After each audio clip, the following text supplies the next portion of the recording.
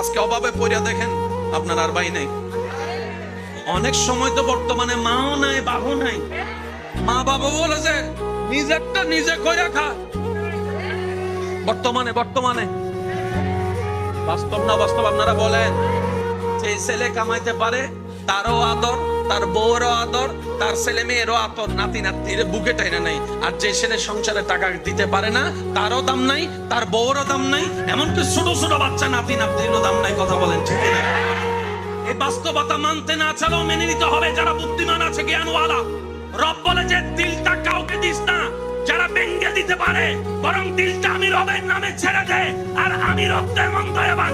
পৃথিবীতে বাঙ্গা জিনিসের দাম থাকে না, কিন্তু তোর বাঙ্গা হৃদয়ের দাম তোর মার কাছে না থাকলে, বাবার কাছে না থাকলে, ভালোবাসার মানুষের কাছেও না থাকতে পারে, কিন্তু তোর বাঙ্গা হৃদয়ের দাম আমি রবের কাছে 24টা ঘন্টা আছে।